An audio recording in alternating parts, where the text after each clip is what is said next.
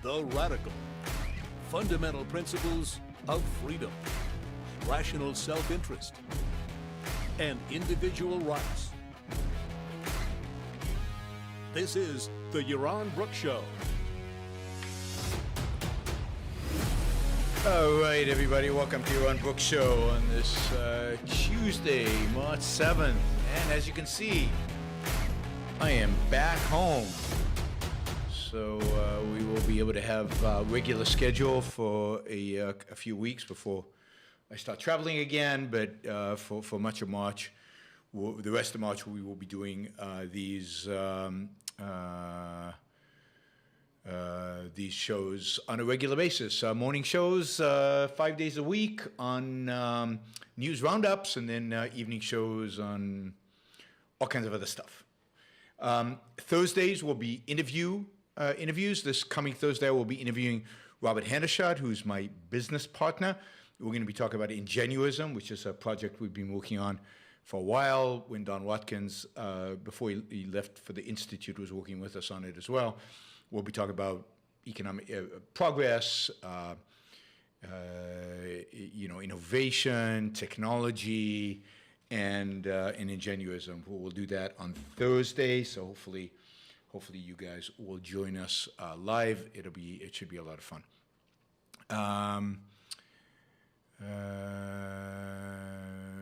All right, let's see.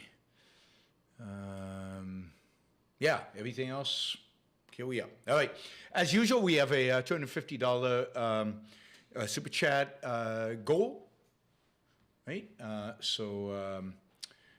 Which we do for all these shows. We will have a show tonight, 7 p.m. East Coast time. 7 p.m. East Coast time tonight. 7 p.m. East Coast time on Thursday is the interview. All right. Let's just jump in. What did I have as the first topic? Money and happiness. So. There's a lot of discussion over the years about the relationship between money and happiness, and there's a lot that can be said philosophically, psychologically about the relationship between money and happiness. Tara Smith, Professor Tara Smith, philosopher Tara Smith, has written an article on why money does buy you happiness. So there's a lot of discussion. But in parallel, there is this. There are these happiness studies that generally I'm fairly skeptical about, and that show all kinds of relationship between what makes people happy and not, and a lot of the criticism really of those studies is what is happiness and how they measure happiness and how they, I think more than anything else, they measure satisfaction more than anything else, and. But there's been this study from 2010 that has kind of been a hallmark study, kind of a major study about the relationship between happiness and money. That was done by Daniel Kahneman, who's an economics Nobel Prize winner and a well-regarded data guy. And they did a study in 2010 that showed that in terms of what they call day-to-day happiness, I don't think what they're measuring is happiness again. I think that they're measuring day-to-day satisfaction, some kind of level of satisfaction in kind of your day-to-day. So they ping you and during the day, and you have to answer how well you're feeling during the day. Anyway, they found that happiness, this day-to-day measure of happiness that they're using, rises as annual income increases. So as your income increases, your day-to-day kind of level of satisfaction increases until you reach $75,000 a year. This is 2010, so $2010, and then it goes flat, right? And then it goes flat. So it levels off, and happiness completely levels off, and there's no effect. And a lot of people have made a big deal out of this. So you shouldn't strive for more money after $75,000. It doesn't add anything to your satisfaction of life. This is proof money doesn't buy you happiness once you achieve a certain level. So that was kind of the state-of-the-art study out there in empirical measures of happiness relating them to money until 2021. And in 2021, a University of Pennsylvania professor by the name of Matthew Killingsworth. That's a weird name, Killingsworth, right? Like killing worth killing. Weird. All right. Anyway, Matthew Killingsworth. I wonder what the history of that name is. That would be kind of fascinating. Anyway, Matthew Killingworth, who was at the School of Business at the University of Pennsylvania, he did a study that found that the same kind of happiness actually rose steadily with income, and it continued rising way over $75,000. So it just continued. So here you got two major studies that find contradictory results. And it's really interesting. This is, I know we tend to, a lot of people tend to make fun of academia and academic, these kind of empirical studies and experts and so on. But here's what they did. Here's what the University of Pennsylvania did. It basically wanted to resolve this issue. And you know what's going on here. We have two well-regarded thinkers coming up with different results. So what they did was they got them together. They got Killingsworth together with Daniel Kahneman in what they call a adversarial collaboration. So two people that came up with different results now collaborate to try to see what's at the bottom of it, which I think is really super interesting way to approach something like this. And what is the measure of reality? Facts. Let's delve into the facts. Let's delve into the reality, and let's figure it out. And they have just published a study, a collaborative paper in the Proceedings of the National Academy of Science, where they show that on average, larger incomes are associated with ever increasing levels of happiness. And it turns out that Kahneman, in his 2010 paper, was actually not measuring happiness, he was measuring unhappiness. So, so this is kind of an extra level of this discussion. So on average, you see this linear relationship. But the averages are not what's interesting. What's interesting is what happens underneath the surface, right? So for most people, larger incomes are associated with greater happiness. Again, as they measure happiness, granted, not the best measures in the world, but replace satisfaction instead of happiness. But it turns out that if you start out unhappy, if you've already achieved a certain level of wealth and you're unhappy, then adding wealth doesn't make you less unhappy. So there's something else that dominates money. They don't know what it is, but there's something else that dominates money, which if you start off being already 75,000 and above, but unhappy, then it doesn't increase. And that's ultimately what the plateau that Kahneman discovered was really the plateau of people who are unhappy not becoming happier. So up until 75,000, an unhappy person at the margin becomes happier. But at 75,000, if you're unhappy, you stay unhappy. So rich and miserable people, money doesn't help them. But everyone else, more money is associated with higher levels of happiness. So it really is, a lot of this has to do with, Jennifer says career satisfaction. I think that's right. A lot of it has to do with the many other factors that go into whether you're happy or not. Money can help at the margin up to a point, but can't overcome other causes that might be driving your unhappiness. It might be career, it might be something else, it might be many other things. So if you break down this study even more, for the least happy group, so the people who are just unhappy, happiness rises with income until it turns out 100,000, then shows no further increase in income growth. For those in the middle range of emotional well-being, those are kind of okay. They're okay. Happiness increases linearly, 1-to-1, with, based on their measure, with income. But this is the most interesting thing. The happiest group, the people who start out pretty happy, pretty satisfied with life, pretty content, right? For them, happiness actually accelerates after 100,000. So for them, money is not linear related. It's, I wouldn't say exponentially, but it accelerates.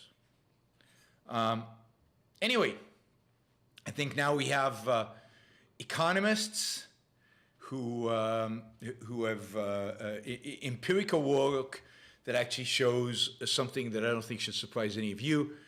Money is related to happiness. It's not related in any kind of obvious way, but it is related. And I thought this was interesting. I also thought it was interesting how they resolved the dispute. I thought that was pretty cool. Get them together and look at the facts. And when they analyzed the data, they could see that the Coleman study wasn't quite measuring what they said it was. Coleman acknowledged that. They looked at the other data, they combined the data sets, and they figured out what was really going on there.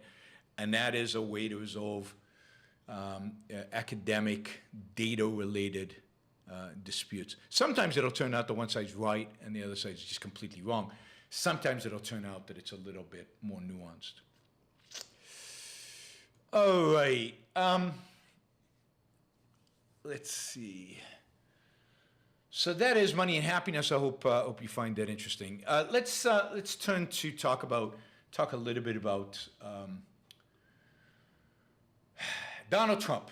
As you know, my least favorite topic to talk about, but I'm committed to talking about it as much as I can before this election. I really, really, really, really, really don't want to see Donald Trump become the Republican nominee for president. I really don't want him to become president. So I'm going to do what I can with this small, with the limited voice that I have to try to highlight how horrible I think Donald Trump is and will be and has been for the country. Anyway, over the weekend we had CPAC. CPAC is the Conservative Political Action Committee. It used to be kind of the mainstream conservative place where people went, and there was an annual conference. I was there. The Iron Man Institute had a booth one year, and I'd been there. I was there. I think I can't remember if Alex ever spoke there, but anyway, this has been a place that has been welcoming to a variety of different views within kind of the broadly speaking free market world of the right, some free market, some not, but it's always been open to the free market arguments and free market debate. And CPAC was used to be a really interesting place. Over the last few years, CPAC has become fringe, in my view. It's become a place where the fringe of the Republican Party, or the fringe of the right, is celebrated. It's had some of its latest conferences in places like Budapest, Hungary, celebrating Orban and Orban's style of authoritarian government, and Orban's complete rejection of things like free speech and just freedom more broadly. So CPAC has definitely shrunk in the sense of the scope, the range of views that are acceptable to be presented at CPAC.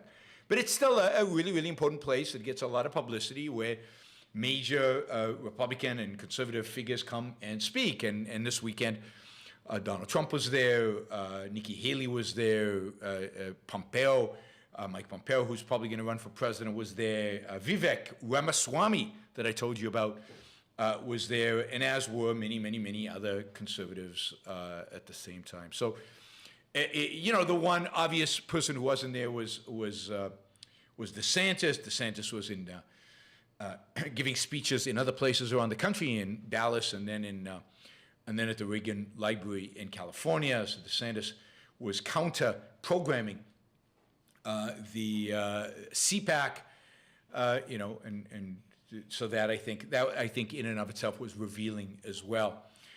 Anyway, CPAC was this year, and I think in the past, basically. This was, a Donald Trump rally. This is a place where Donald Trump is overwhelmingly, unquestionably loved. Nobody can get a word edgewise, and you certainly can't criticize Donald Trump. At CPAC, Nikki Haley was booed, and people were yelling at her, "We love Trump." This is Trump land, and it's all about Trump at CPAC, and indeed, I think in the Republican Party right now. So I initially thought I'd just talk about what Trump said in his speech about trade, but Trump really used his speech as to lay the foundation of, I think, his campaign. It was, I think, his darkest. From what I've seen of the speech, it's like almost 2 hours. It's his darkest, most combative speech that he has given, maybe since he was inaugurated in January of 2017.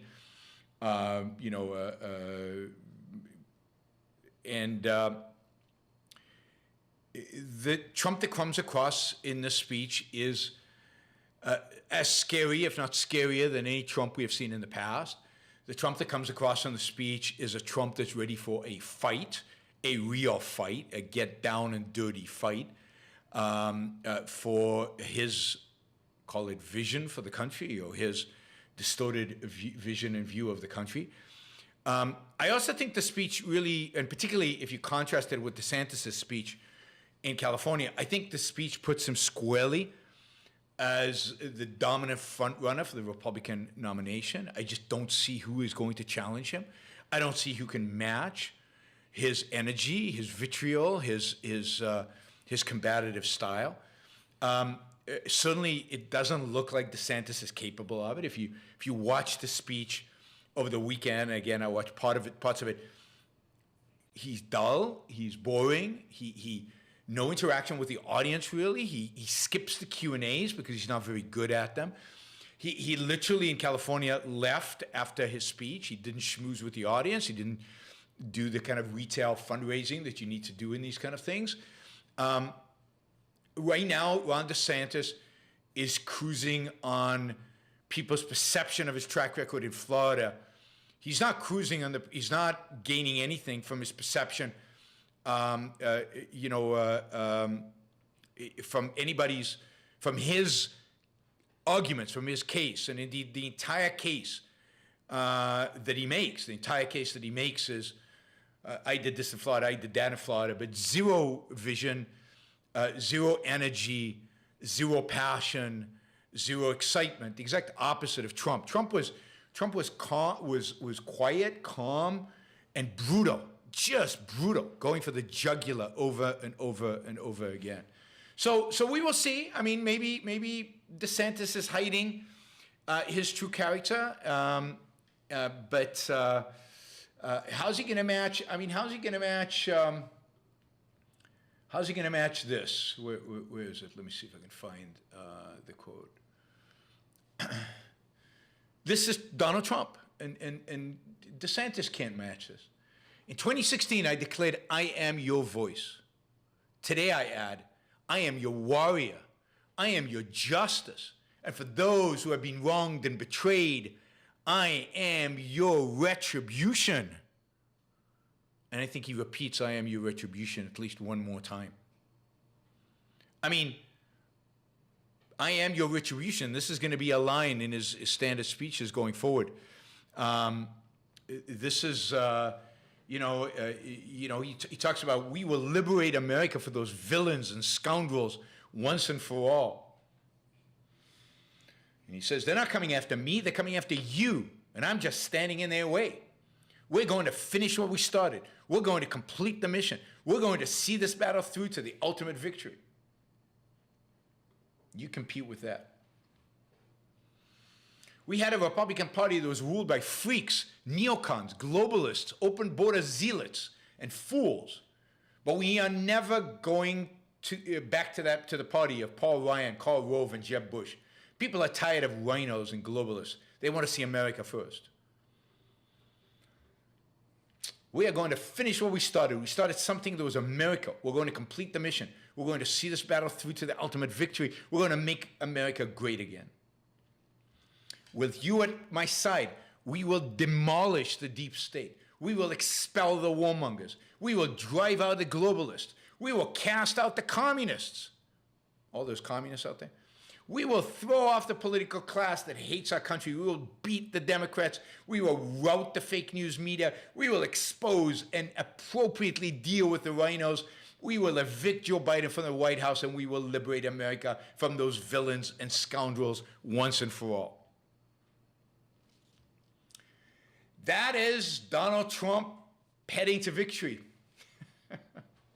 I don't see who can challenge that. When he is done, I fear that when he's done with DeSantis, he's going to chew him up and spit him out, and there's going to be nothing left of him. So, the horror of it, as you know, I despise and hate Donald Trump with every fiber.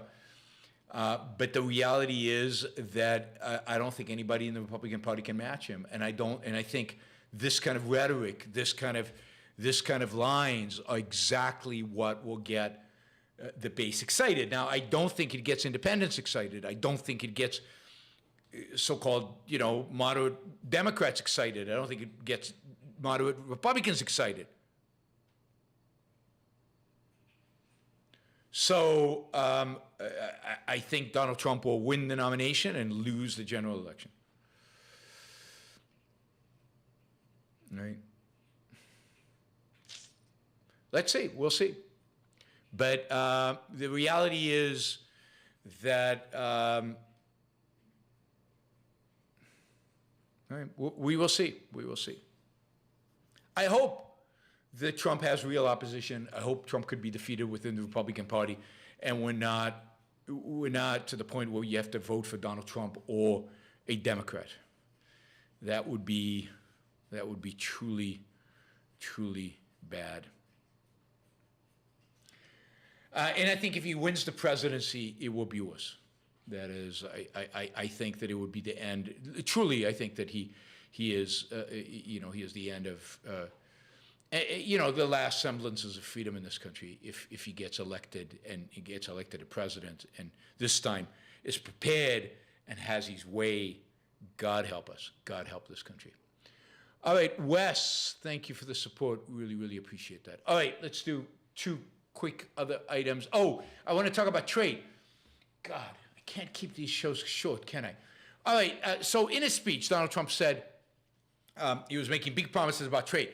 If he was elected president in 2024, he says he will impose new tariffs and will end our gaping trade deficits, bring back millions of American jobs, and bring trillions and trillions of dollars pouring into the United States Treasury from foreign countries. He says this influx of money will allow taxes on U.S. producers to come down. We will need to build, we just need to build on the successes in trade of his administration. So he has learned nothing from his first 4 years. He is still as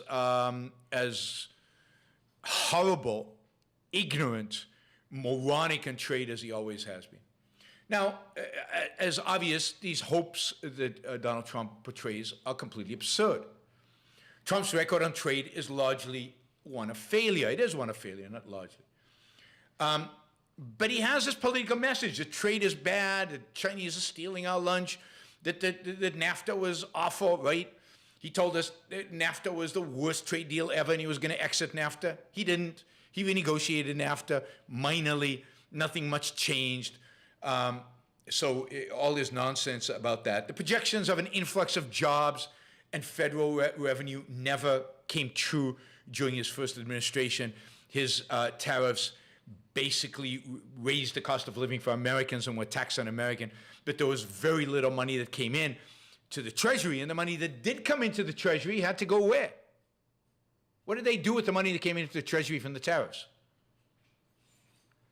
They sent it to subsidize to farmers to compensate them for the fact that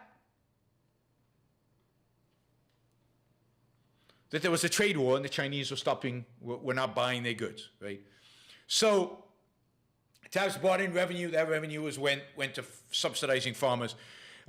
This is after the Trump administration promised us that no way was there going to be a trade war. There was not going to be retributions. Nobody was going to raise tariffs on us after we raised tariffs on them. That would never happen.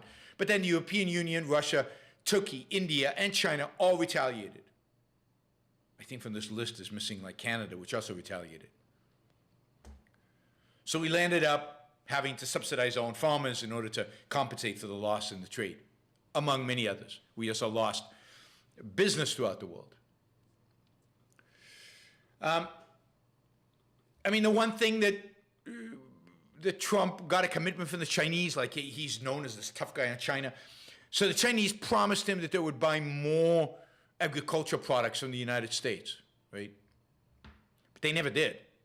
Maybe that's because of COVID, but they just never did.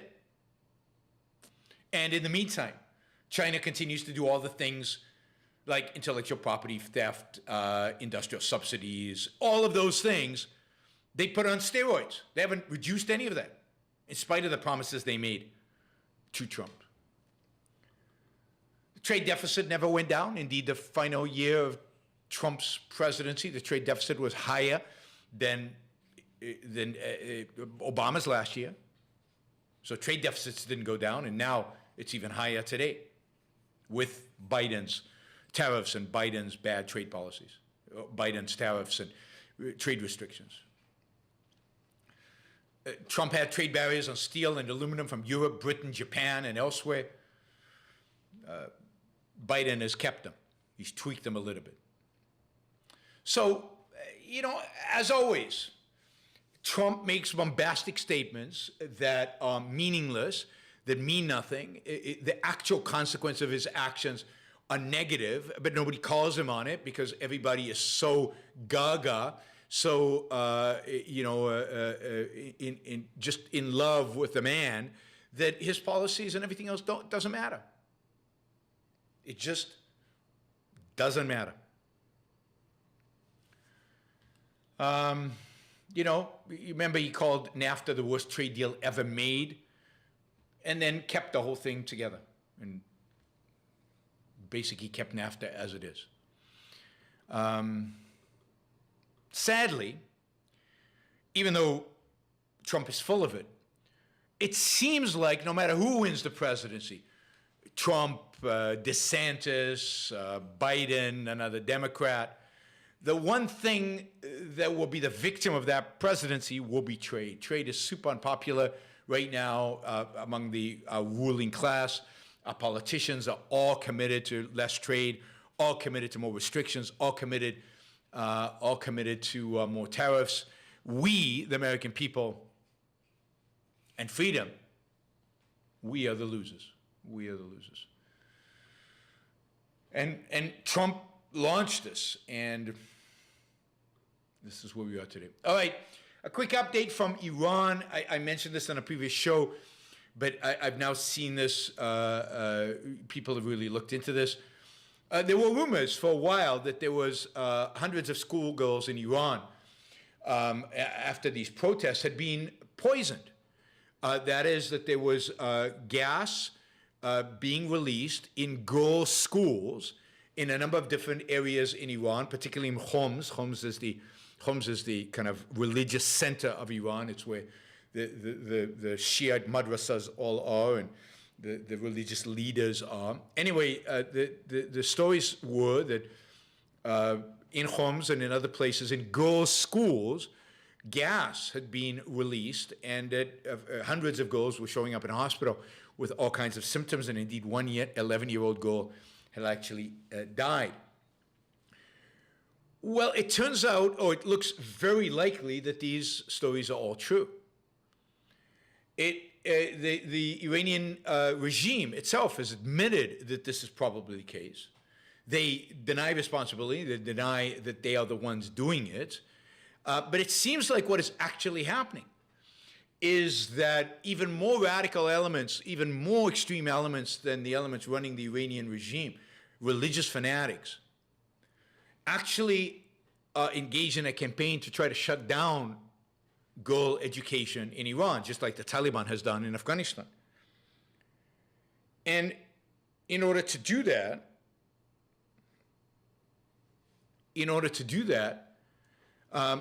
they are trying to, poison the girls and make the schools uninhabitable, and therefore,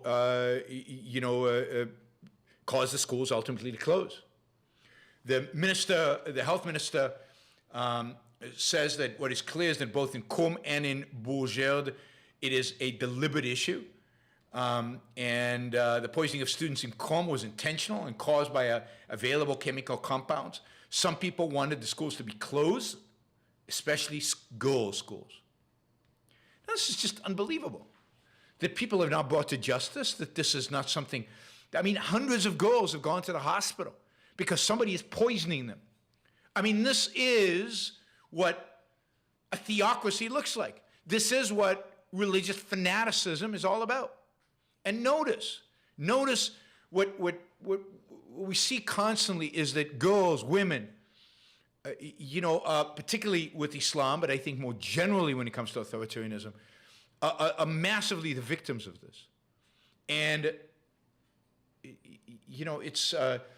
it's horrific. More than 10 girls' schools have been targeted. That's just in the Qom area, but supposedly this is elsewhere as well.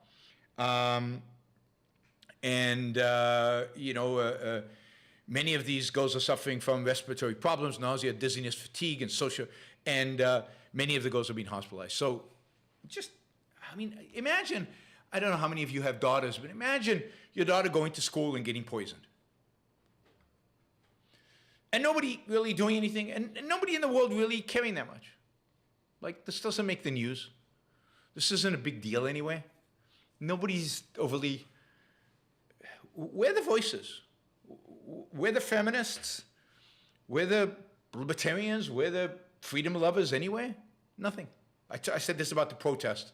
I mean, all the news I'm getting on this is coming from a place like the UK, and almost very little from US and nothing from US mainstream media.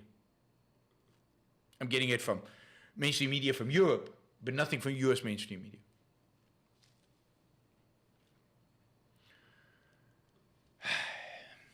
All right, I'm trying to do these shows and ending on a kind of a positive note, so bringing you a positive story.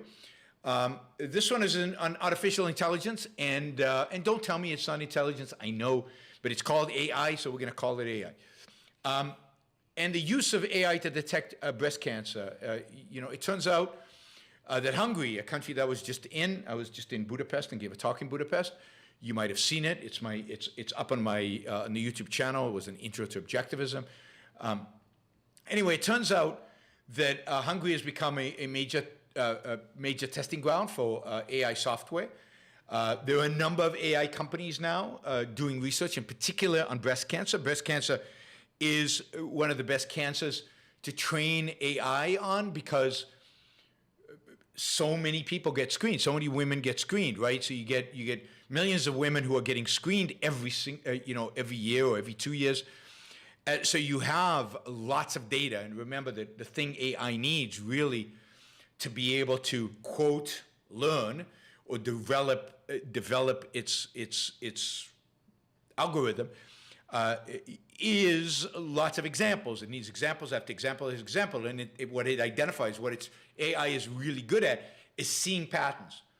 So you get millions of women screened, then you feed it all those images, then you feed in the images of those who the radiologist found cancer, those that ultimately were actual cancer, not just seen in the screen, but actual cancer after biopsies. And now you can get the machine to look for those cancers.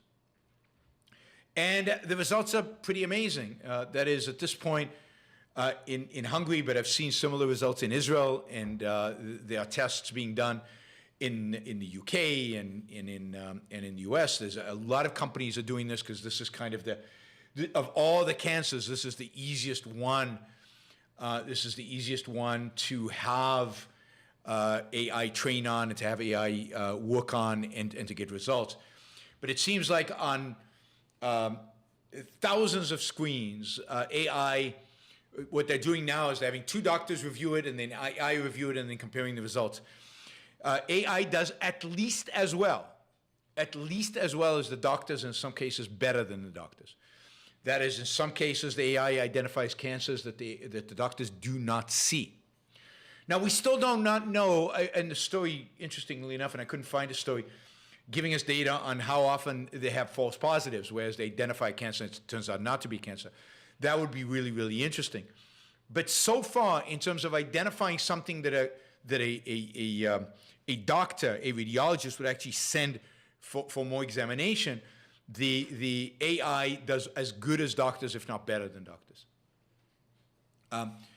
And I think this is going to be one of the major applications of AI in, I'd say, the next 5 years.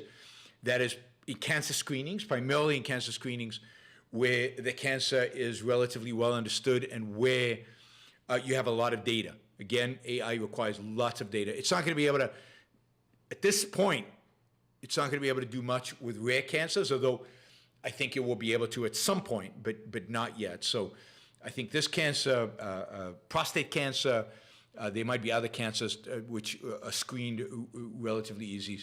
Already, in Hungary, the AI has discovered cancer in people that the doctors missed and has saved lives as a consequence. So this is a massive lifesaver. This is just the beginning. So we hear all the ChatGPT, the cute stuff, the problematic stuff, the nonsensical stuff. But the real use for AI is going to be in things like cancer discovery, in things like self-driving cars or self-driving boats or self-driving airplanes that don't make decisions on the fly. These are the real amazing uses. ChatGPT will be amazing one day as well. But the real benefit that we're going to see really in the next 5 to 10 years is going to be in AI and doctors working together in a sense. Doctors using AI as a tool to better diagnose you. And here I think the breakthroughs are going to be amazing, and it's going to happen fairly quickly.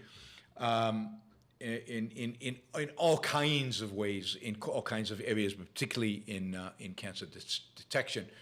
And it's this is a massive innovation to be able to get a computer, in a sense, to see an image. It doesn't see, I know it doesn't see, but to analyze an image and be able to identify an image and analyze an image in great detail. This is really really cool stuff. So we'll keep an eye on it. I hope you guys are excited by these kind of technological advancements as I am, and I will try to finish a lot of our shows with positive things, positive stories like that. All right, let's see. We're about $65 short of our goal, so $1 from everybody listening right now would get us to where we need to be. If some of you do $2 or $5, we'll get there easier, given that not everybody is going to do it. But you can use the sticker feature or the super chat feature to ask a question. And again, $1 from everybody listening right now live gets us easily to the goal and more. All right, Robert says your recent shows from the road have been among your best, and your statements regarding living your life for your own sake, despite politics and news of the day, and your grounded rational optimism have been inspiring. Thank you, Robert. Really appreciate that. I wonder what has made the last few shows from the road some of my best. So I am curious about that and what makes them thus. How can I improve, in other words? How can I make all my shows some of my best rather than just the ones I did on the road recently? So any feedback is always appreciated. How do we make this show even better? And how do we make this show more popular without, of course, losing what makes it particularly good? All right, Linda, thank you. If everybody does what Linda did, only half of you need to do what Linda did, and she did $2, and we will get to our goal. All right, Adam says, was the money earned by productivity, unethical means, inheritance? Also, a productive person could be unhappy earning $1. They are altruistic. My guess is that they probably, I haven't looked carefully at the studies. One would need to.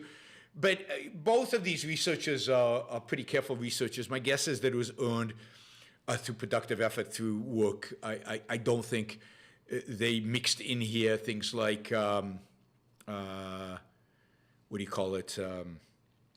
lottery or inheritance or things like that. Now, the starting point might have been different. But I do think that that the rise was a rise resulting in work, in effort.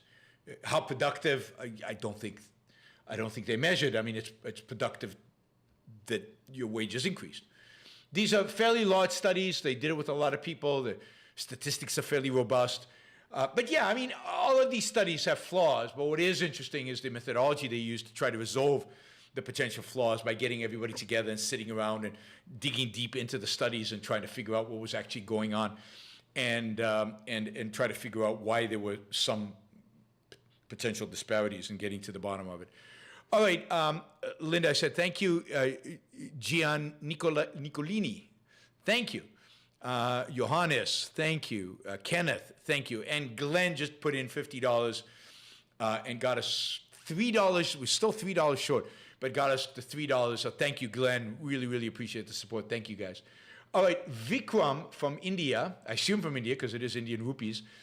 In India, there's a lot of chauvinism attached to the rise of Indian origin CEOs in top tech companies and in key political roles in UK and USA. Is it justified, or is it a testament to how India suppresses talent that flourishes elsewhere? I think it's a combination of two things that I think one should pay attention to. First of all, India is a big country. You have 4 billion people, so you have a large percentage of the world population is Indian as such, right? So you'd expect a lot of Indians to be represented across all subsections just as a percentage of the population, right? You're such a huge, just statistically, right? Then add to that the fact that the Indians who immigrate out of India, who migrate out, who come to the U.S. or go to the U.K. and other places, tend to be the more ambitious ones. That is, they tend to want to be ambitious, want to maximize their potential in life, want to go to places where they can do that and take advantage of the freedom or the wealth and opportunities that exist in places like the U.S. and the UK. So there's a strong self-selection bias among the Indians.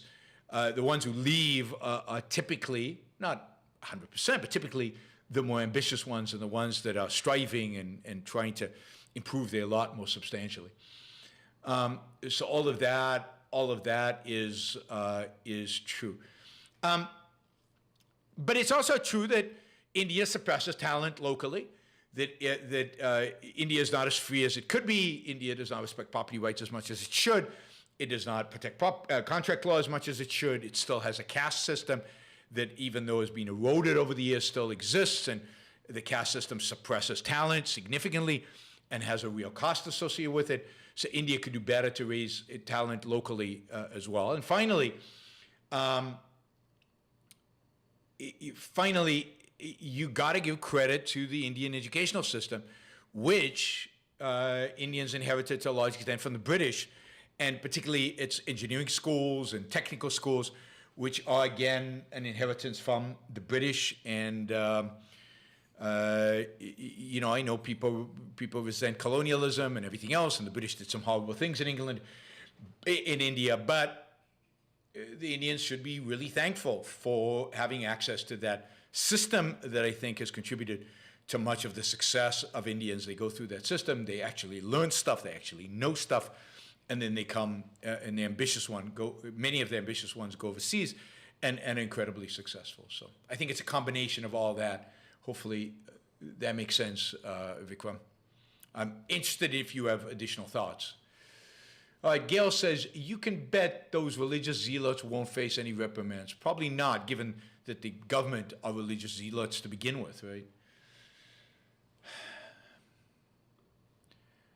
Stav says, how do you prove each human being is able of rationality and reason? Isn't it a biological argument with consciousness so little understood? How's that? Well, you can see behaviors, and you can see that in certain circumstances, when placed in certain places, that they're capable of it. But beyond that, our brains are not that different, and human consciousness is the same. And human beings have survived ultimately by the use of reason. They had to, even if they're not geniuses. They had to be willing to learn from the geniuses. They had to be willing to know enough to mimic the geniuses, or to learn from them how to make the weapons, the tools, the agriculture. So everywhere you look, you see human reason. What isn't there is consistency. What isn't there is that reason applied to necessarily to abstract thought.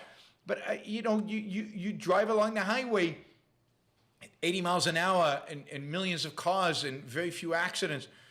That's reason in action. That's people behaving rationally. And there's so many examples of that. So many examples of that. Yeah, I mean, if we understand nature, human nature, you have to be able to extrapolate from existing evidence inductively about human nature. Our nature is to be rational.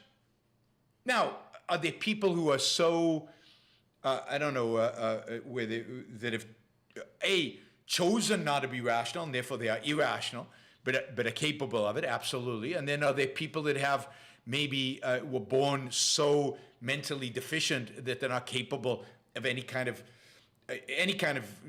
higher levels of abstraction? Yes. But those are very, very rare. Everybody else is capable of rationality.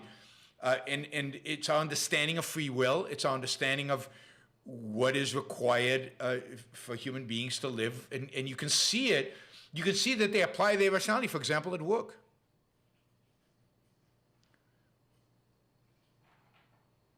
No, I don't think you have to show that every human being has to be rational. All you can show is every human being can be put in circumstances where they are rational. You can absolutely show that.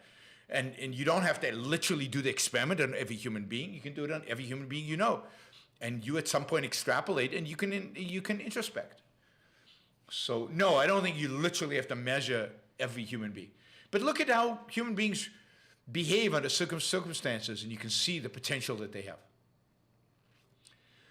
All right, excellent. About 50 minutes, which is a little long, but not too long. The